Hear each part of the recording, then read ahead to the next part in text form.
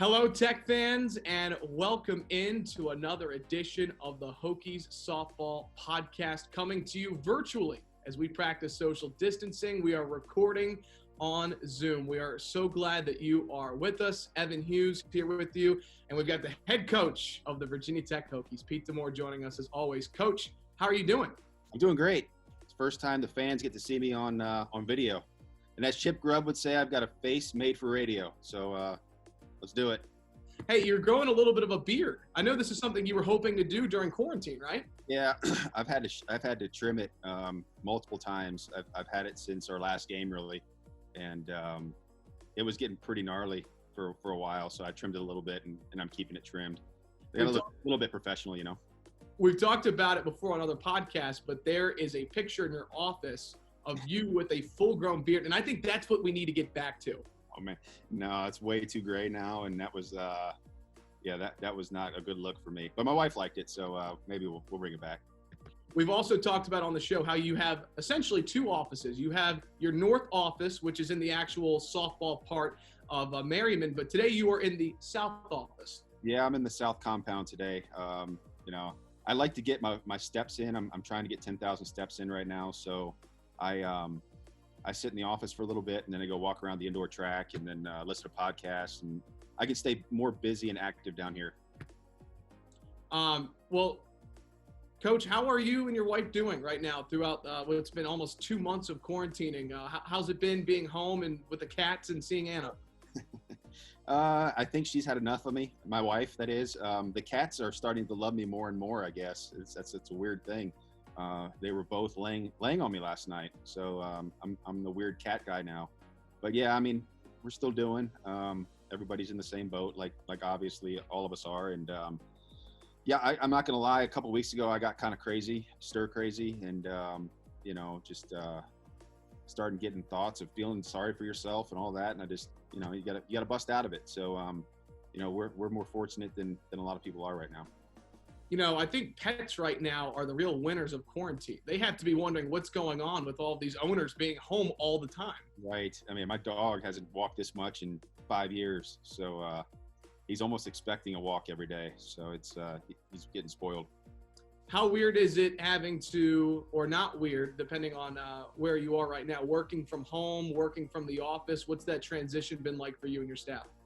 It's strange. There's really nothing going on right now, and just my personality, I don't want to overbear the players with just mindless information from me. So I'm checking in with them periodically. I don't want to be a stranger to them, but I want them to know I'm thinking about them. Other than that, I mean, there's not much going on. You can't recruit. You can watch a lot of videos. Trying to clean out my inbox and my email. I had 15,000 of them, and now I'm down to like 11. So I've made some progress there. But yeah, it's strange because I like to stay busy, and right now I feel like I'm not. So hopefully this thing breaks up pretty soon. Well, we've got a great Hokie softball podcast planned for everybody today. We're going to talk a little bit about the season, 2 months removed, reflections on it. Of course, we've got fun questions for the end. We're going to throw Michael Jordan into a couple of questions. We might talk about Frank Thomas, which I know you're watching right now on your screen in the South office. We've got a great show planned for today, so look forward to it. Can't wait. Let's dive right into it, though. Let's start with some softball news. We're recording on Monday, and yesterday on Mother's Day would have been Selection Sunday. Is it hard to think about right now where this team could have been at this point? Yeah, it's hard to think about because I'm not really wired that way. So, I mean, to sit back and say, man, we would have been a number one, I just don't do that. So, yeah, we would have made it regionals, I think. And, it's anybody's guess how the season would have ended up. But, yeah, I get asked that a lot. I mean, it's a wasted season in essence. But, I mean, what are you going to do? So just sit there for the last 2 months and be like, man, we could have gone this. We could have done this. I don't live in couldas, So, yeah, I mean, it would have been nice to play out the season, but we didn't. So we just move on. You mentioned that you've been communicating with the team via Zoom. I'm just curious, what's it been like communicating on Zoom? Are you a Zoom expert now? Yeah, no.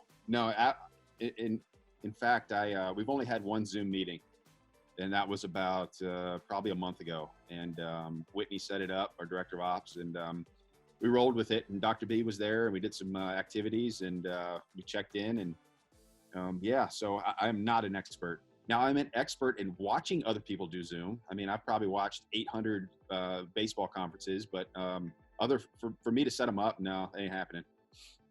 Well, I'm sure the last Zoom meeting you had with the team, you guys had a +1 to your roster from the 2020 season. There is some news with Hokie softball with the addition of Morgan Overit, a transfer from Michigan.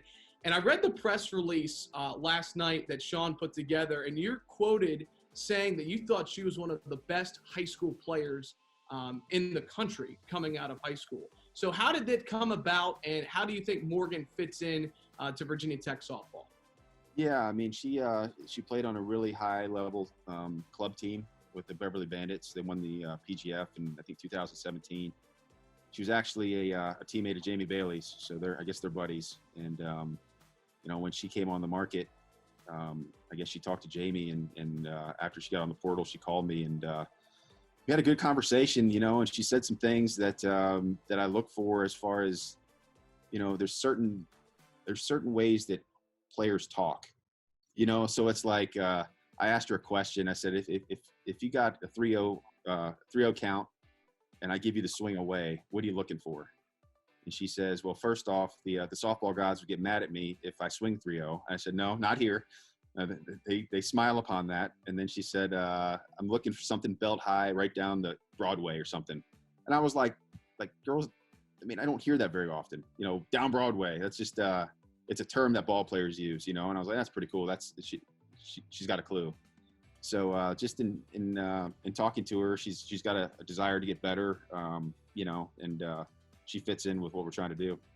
That's such an interesting question to ask. I would love to know more of what kind of questions you ask, because I personally would have to think about what I would do on a 3-0 count. Sure. I mean, that's why you ask things like that. You know, it's just you're trying to figure out how players think, because right now, and this is just broad terms, it's, you know, these kids go out in the summer and they play a lot of softball and they don't practice a lot of softball.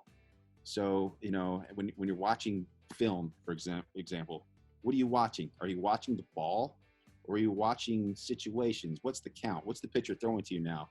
Did you swing at that pitch that's borderline a 2-1? And just things like that. So you try to get in the mind of kids prior to them coming here, just to see what you got. She started in 14 games this year, of course, before the season got cut short. And, of course, Michigan has been a team in the Big Ten that has been consistent for quite some time. When you look at her as a player, though, where do you see her fitting in with the team, and what skills does she bring to this 2021 squad? Well, first she's a left-handed hitter, and she's got some pop. I think she hit 38 home runs in high school. I think she's only hit 1 in Michigan, which is good for me. I mean, I think she's got some room to improve. So as far as defense, she plays a lot of different positions.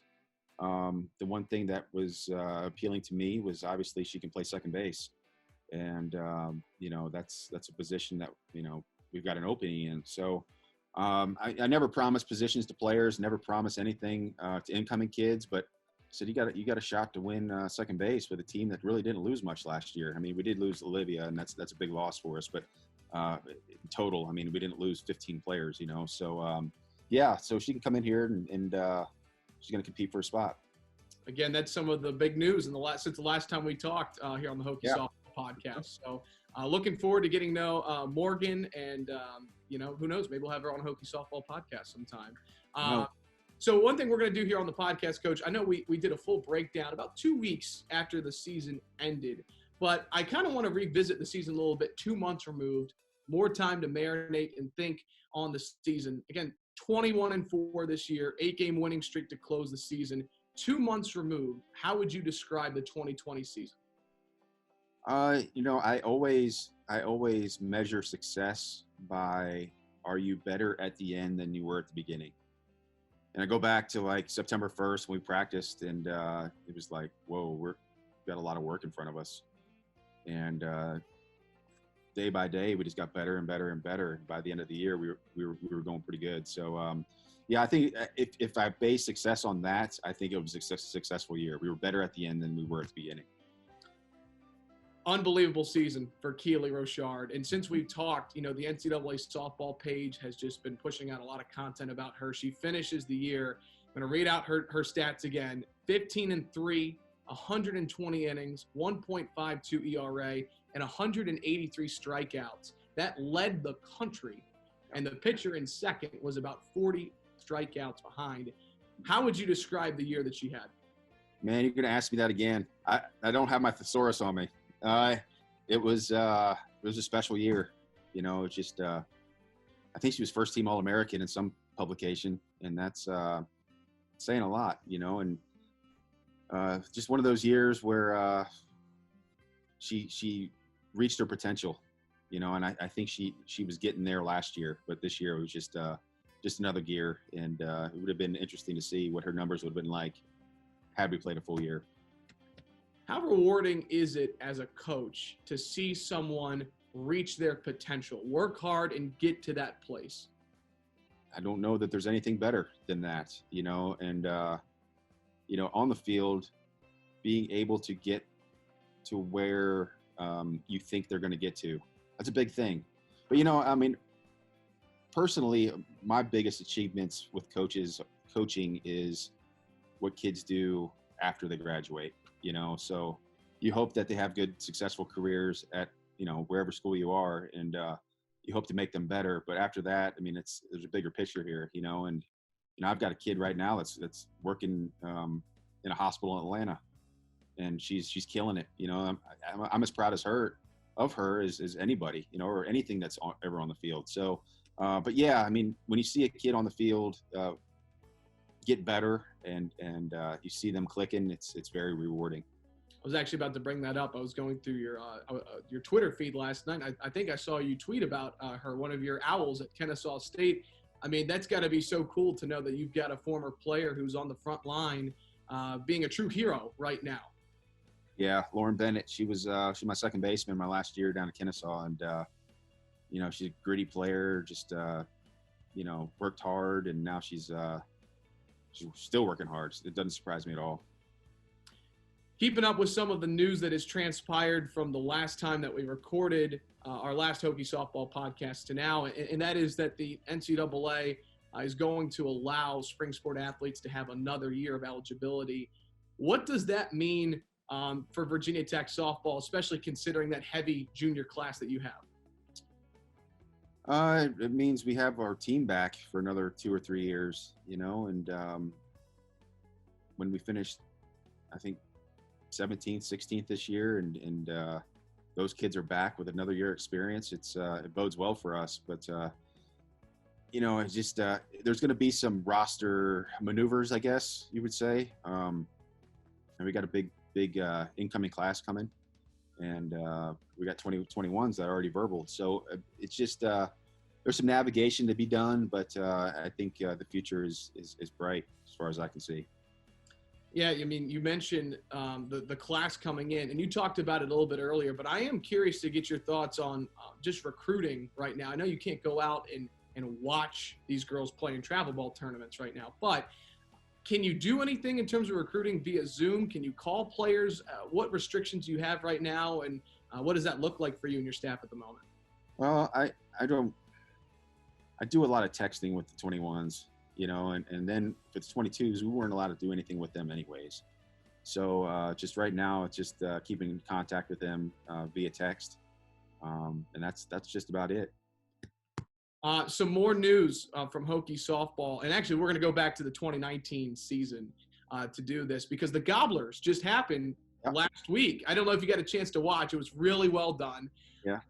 Laser put it together with a great Hokie Vision team. And, of course, it wasn't at the Moss Art Center. But I think one of the most interesting awards this year was the Female Rookie of the Year award because the talent that was on the 4 nominees, you had Kayla Frank, who had an unreal season for women's lacrosse, Liz Kitley, who was the ACC Freshman of the Year in women's basketball, almost a double-double machine, Logan Mosley, who had an unreal year as a libero for Virginia Tech volleyball, and then Kelsey Bennett, who ended up winning the award as the Freshman Athlete of the Year, the female category. When you look back to her 2019 year as the ACC Freshman of the Year, what stands out and how important was she in that 2019 season? The first thing that stands out was she was ready to play on day one. And the players that throughout my career that have been, special players are ready from day one, and I equate this to like minor league baseball. So everybody thinks that we have all this time to work with players. And, when they get to Virginia Tech, you got so much, we don't have time. You got to be ready on day one to play, and so that doesn't mean you can't play year 2, 3, or 4. I'm not saying that, but like, she was ready when she stepped on the field, her first college practice. And it's like, she just didn't play like a freshman. And so that's what it is. I mean, that's she was ready, and she played that way through the spring. So big situations, pressure situations didn't bother her. So I'm proud of her for winning that award. I will say this: she needs to stop bugging me about the trophy she's going to get for that award. I guess they get the Gobbler Award, right? Yes. Yeah, and evidently it's cute. So she wants it, and I think she's coming back next week or this week, obviously, and she's going to pick up her award. So I will say that the trophy is really, really cool. Actually, it's a well done trophy. I've seen it. I haven't seen it up close, but yeah, she's really excited to win that or to get that trophy. So it's a good time to be Kelsey Bennett. You're winning a Gobbler. You've got stock in Chick-fil-A. Yeah. I mean, not a bad life. Yeah, no kidding. Yeah, a traitor. It's actually, I think it was last year at the Gobblers too, when Makai Lewis won a bunch of Gobblers. I think he had a box that he was carrying out of the Moss Arts Center with all of these Gobblers. So I look forward to it. I mean, it's a fun night. I remember that. I remember that last year with his box. But the funny thing at the end of this year's was Mr. Babcock wearing his face mask, the Gobbler face mask. Yeah, LOL'd on that one. Again, it was really well done, and a shout out to Hokie Vision and John Laser and everybody behind the scenes that helped make that a reality this year in a virtual capacity. Again, so since the last time we talked, there was a Hokie takeover day on the ACC network for 24 hours. They showed some of the top games from different sports for Virginia Tech, and I know a lot of Tech softball fans got their Hokie softball fix in when they re-aired the South Carolina Virginia Tech game. And I actually sat down and watched the entire game, and wow, watching it again from start to finish, going back to that game, Coach, what a back and forth game that was. I mean, truly a dogfight to the end. It was. Did you wake up at 6 a.m. to watch it? I recorded it. It busted. No, yeah, it was a fun game. And I don't remember much of it. I remember Grace, I think, hit a home run. And, yeah, I remember Banks' slide at home. Other than that, it was maybe Darby had a couple hits. Mac, I don't really remember. I didn't watch it. But, yeah, it was. I remember being exhausted after that game. And it was a good win for us. The one thing that sticks out to me was, the back and forth, the comeback late. But the home run from Grace Chavez was absolutely demolished to life. Good word. She hit some balls this year. She hit one it was in Jacksonville at North Florida. And, I sit there every once in a while. You can just tell off the bat. You're just like, oh, my goodness. She went at Jacksonville and then at GW at George Washington. It's just like moonshots, and I sometimes laugh at third base. I'm just like, man, how does she do that? But, yeah, the one in South Carolina was the same way. We started off the podcast. I was asking you about how Selection Sunday would have been yesterday. And one thing that ESPN, the ACC network, they've been doing, I feel like a lot as of late, they've been re-airing a lot of great college softball games over the years. I think yesterday they had on the Washington, Florida 2009 championship. Mm-hmm. So just curious, have you been watching any of those reruns of softball or reruns of any sports right now? No. No, I mean, I've watched, interestingly enough, I watch a lot of men's fast pitch. I've watched just because there's a lot of guys that I've heard about growing up. And I actually watched some of the UCLA, Arizona in like 92. I think Lisa Fernandez was pitching. I just wanted to see how the game was back then, you know. But now if I'm going to watch sports, it's something to better myself. So I've watched a lot of Zoom calls and, you know, coaching clinics and that kind of thing. So once I'm try to get an hour of that in a day. And once I'm done that, I kind of move on. How has the game of softball changed from the 90s to now? Jeez. Athleticism. I think hitting wise, it's not the same game. You know, you see some hitters in the early 90s and the swing mechanics are not the same as they are now, you know. And you look at baseball too. You look at you look at the 1986 World Series and some of those swings don't really play today. You know, it's just the evolution. And I think the ball was more dead back then.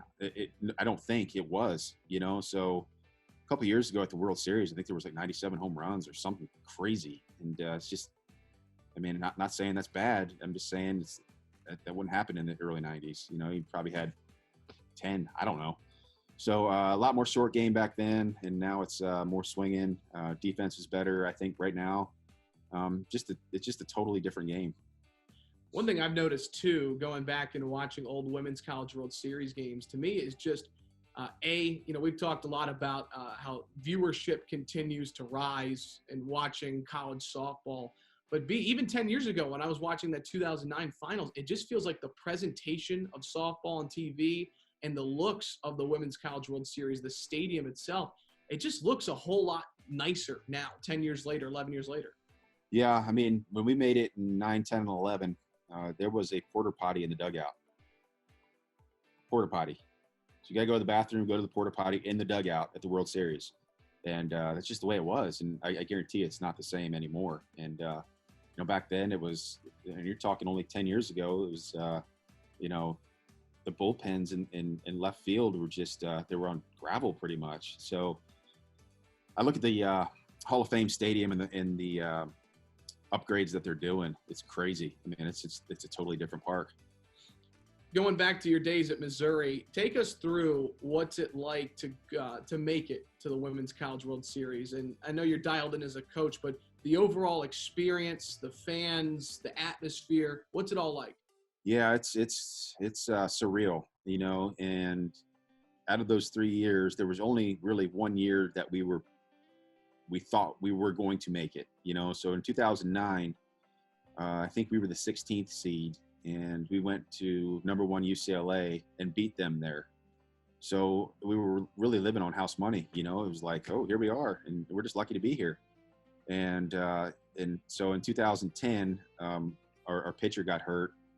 We were, I think, number 2 in the RPI when she got hurt, and we ended up, I think, playing Oregon in the Supers. So they upset Georgia Tech, who was in front of us. So we actually hosted Supers, and yeah, so we weren't supposed to be going then either. And then in 11, we were picked to go. I think we were top 5. And but when you get there, it's just it's like a carnival, you know. And it's really easy to get distracted with all the things going on. You know, you got a banquet you got to go to, and then you have this. I don't know if they still do it, but they have a barbecue with all the teams. And one year it was at an amusement park, and all the teams are there, and then, you know, media, and then there's set practice times. And the one thing that you always remember about Oklahoma City, it's hot.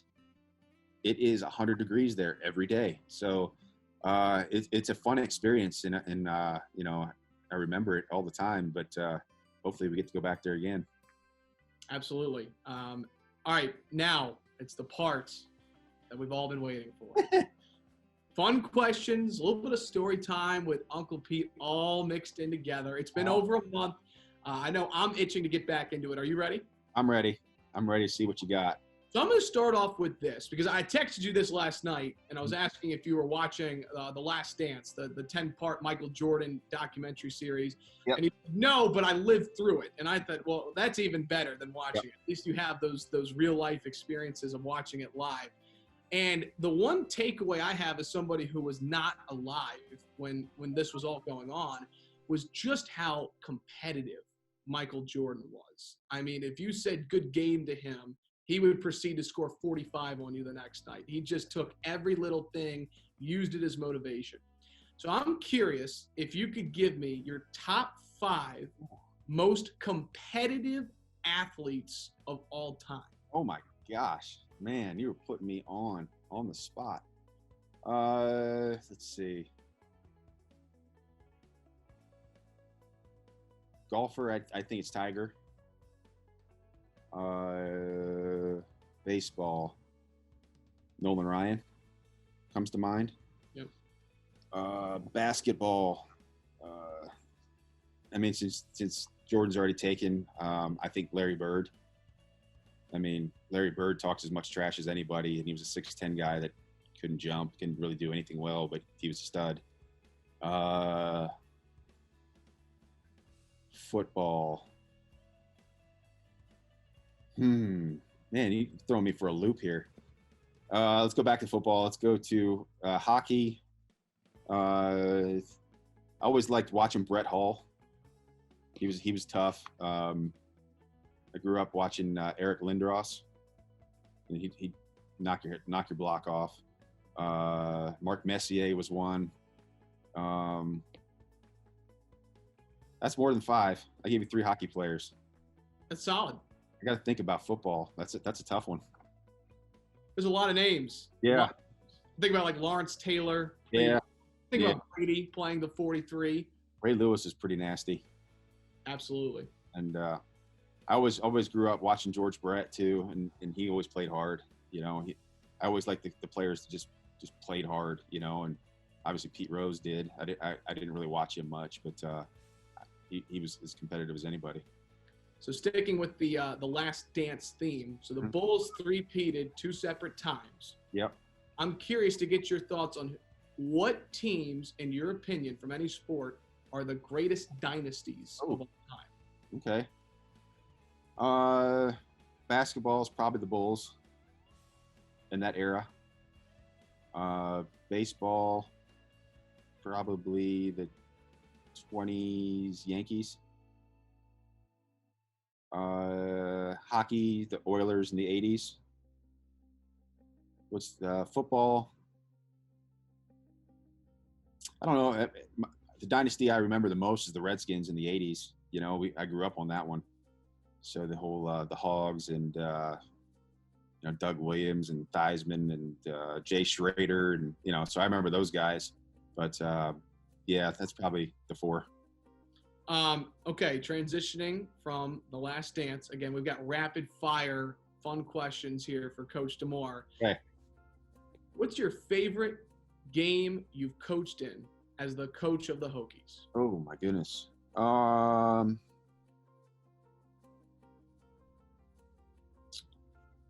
Northwestern was fun this year. It was back and forth, and it was day 4 of the Clearwater tournament.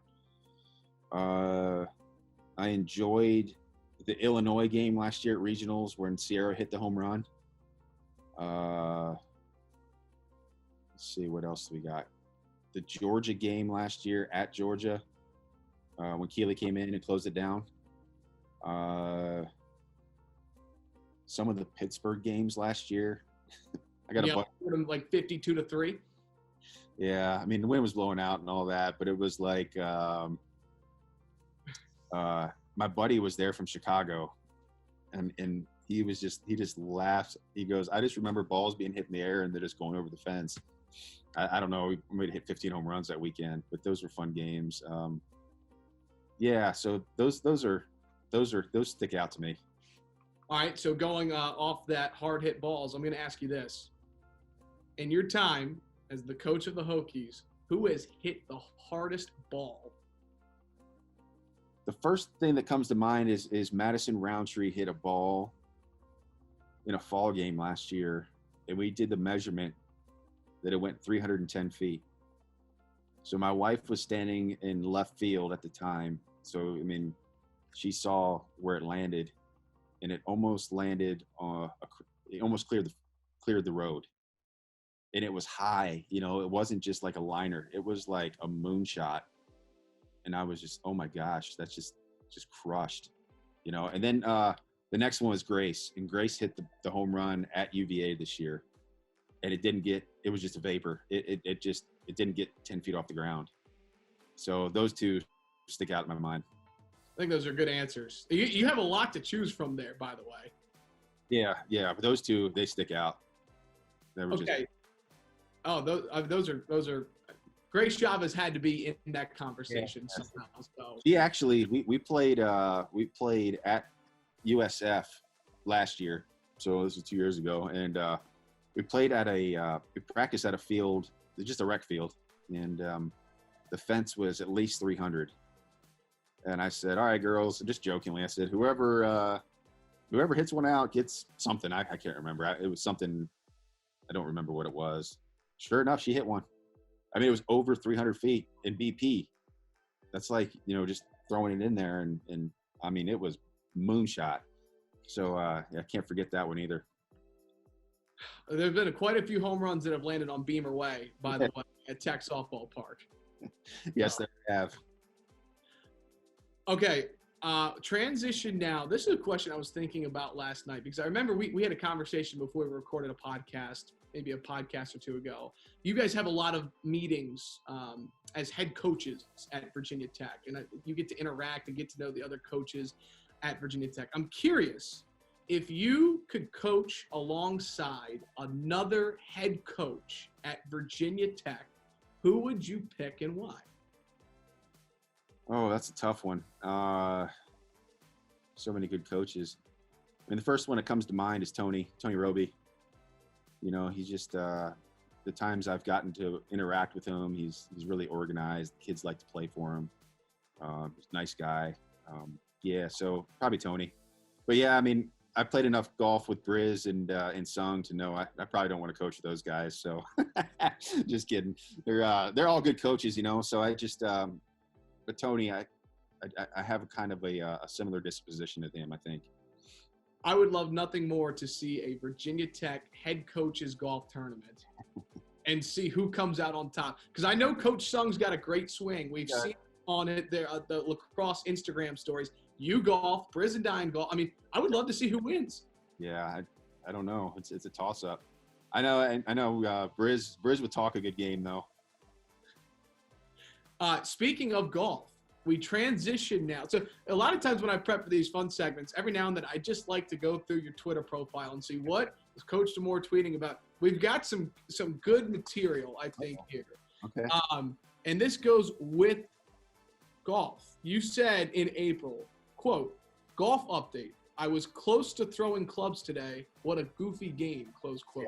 Yep. What was going through your mind on that day? What happened on the links? I don't know. It's hard to say, but it's I've got this golf gadget, and I'm not big on gadgets, but I needed to do something, so I brought it into the indoor, and I'm hitting balls and stuff. Stripe it, you know. My swing. I filmed it. It's really good, and it's I got it a couple weeks ago, and took about 10 balls off this thing. I swung 10 balls off this thing, and I was like, I'm ready to go. So I go out in the course, and the first hole goes well. I get par, and hole 2, back to the same crap I've been doing. So it's like, you know, once you think you're ready, you're not. You know, and I always say this, I try to equate my golf game to how I coach my players.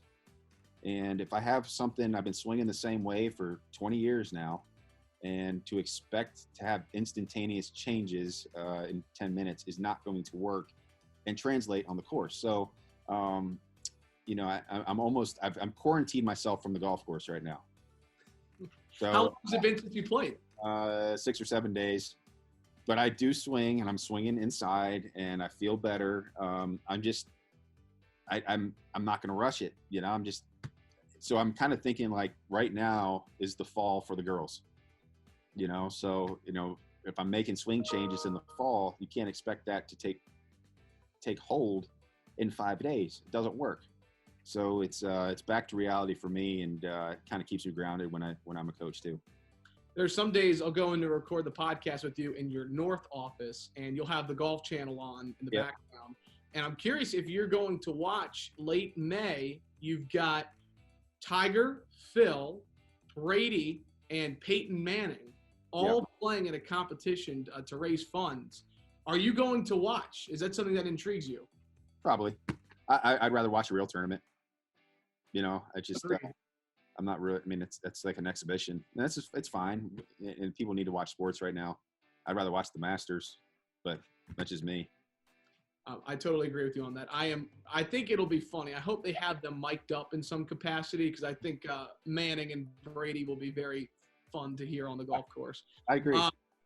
You said I really am fascinated by what you were talking about, your golf game, and you relate that to how you coach the girls. You've also been tweeting about you're listening to a podcast, and I've really enjoyed these quotes you've been putting out on Twitter. Tell us a little bit about what you're listening to and what you've enjoyed about that podcast. Yeah, they're just they're all random stuff. They're all coaching based. The one that sticks out is there's Eric Cressy is his name, and he's a strength coach for I think the Yankees now, but he's the stud in the strength and conditioning field.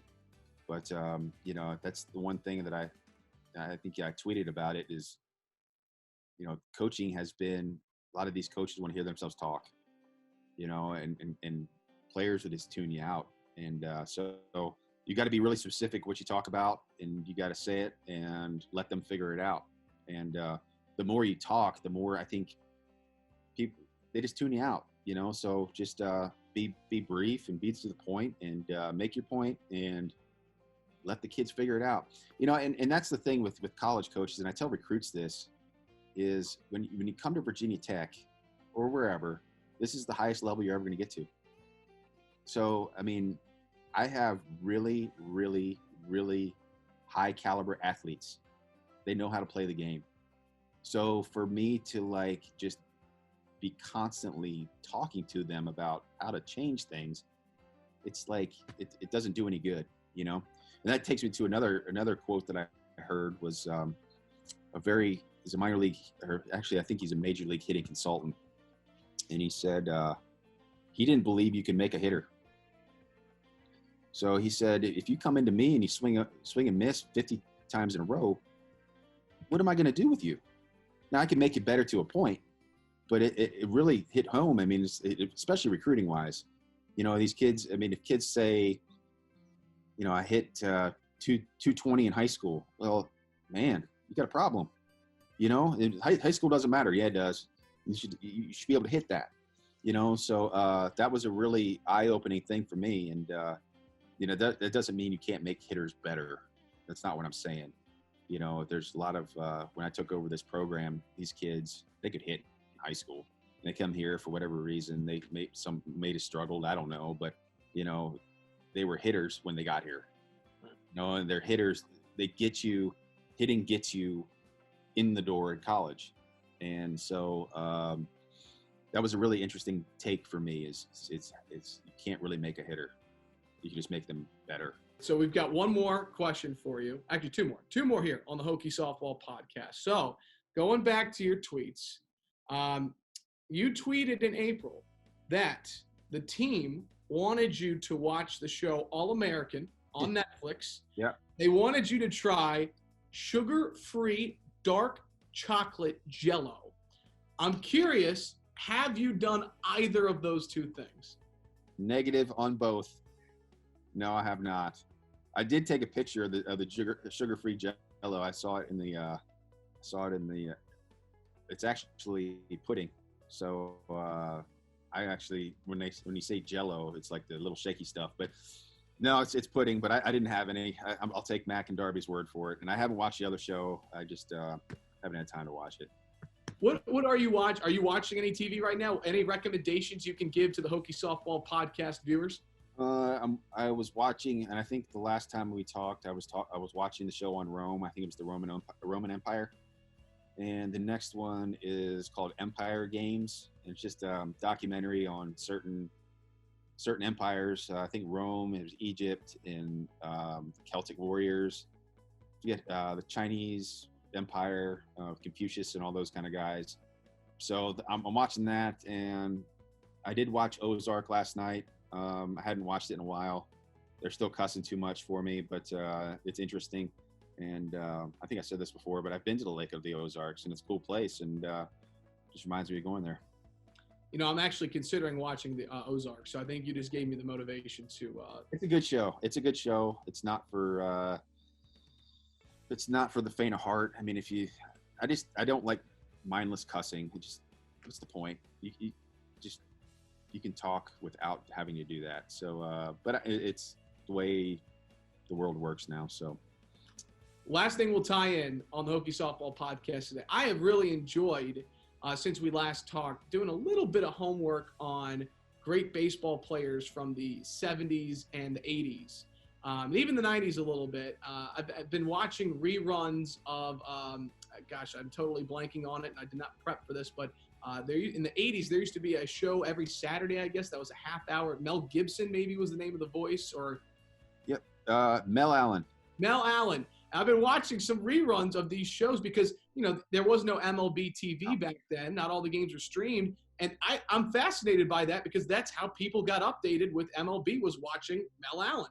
Yeah, I watched it yesterday. This Week in Baseball. And This Week in Baseball, yep. It was something that I look forward to every week. You know, it's Saturday morning and This Week in Baseball.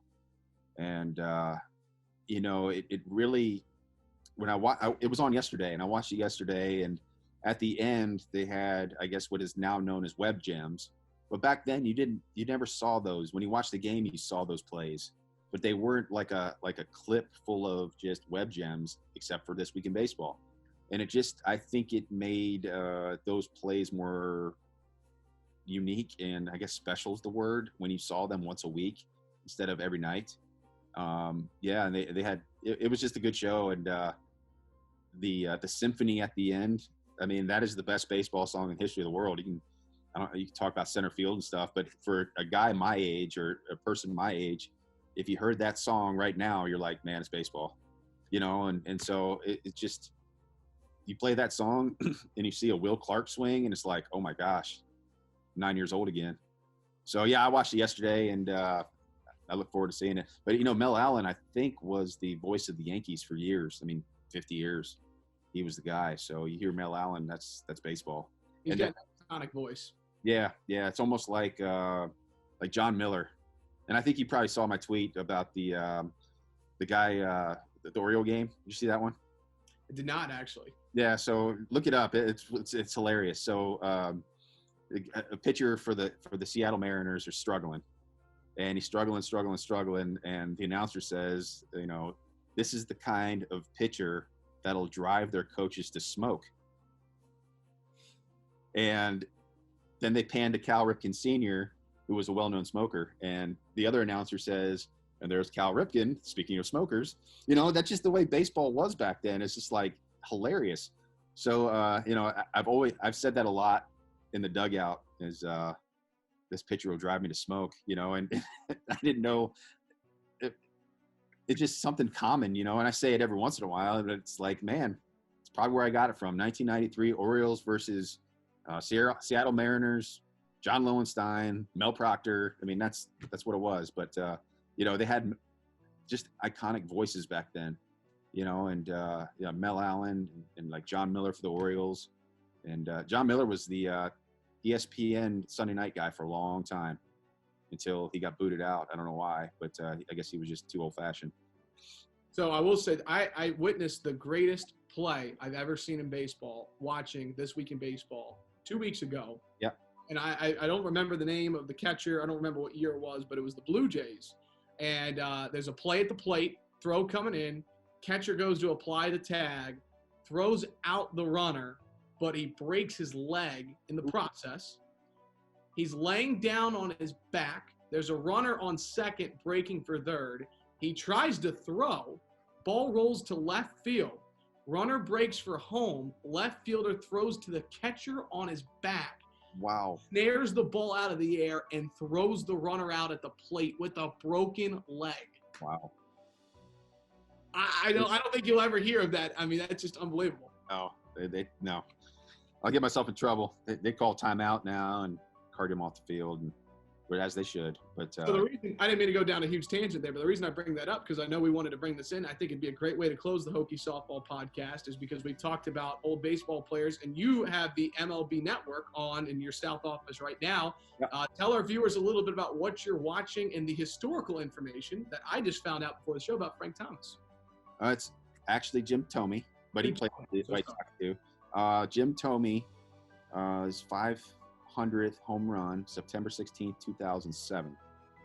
So the White Sox are playing the Angels. And a little known fact is Jim Thome broke in with the Indians. People know that. But he was a third baseman. And right before the strike happened, I guess in 94, was it 94, I think? Jacobs Field opened, and I went to a game at Jacobs Field, and Jim Thome was the third baseman. So, yeah, that's just a little known useless fact from the Pete Demore files. So we've got, now on the Hokie Softball podcast, we have story time with Uncle Pete, fun questions, and I think now moving forward, this week in baseball, flashback, throwback, tie in some baseball. Somehow we got to start doing it on every show. We'll talk about Camden Yards next. How about that? I'll leave you with that. Perfect. I think that's a fantastic way to close. We're going to talk about the Orioles and Camden Yard. I am so down with that. Right. Coach, it's almost been a month and a half since we've last talked. So wishing you and Anna continued great health, and hope you guys are doing well and the cats are doing well. And on behalf of everybody, Hokie Softball fans, we thank you for your time. Thanks, Evan. It's been fun.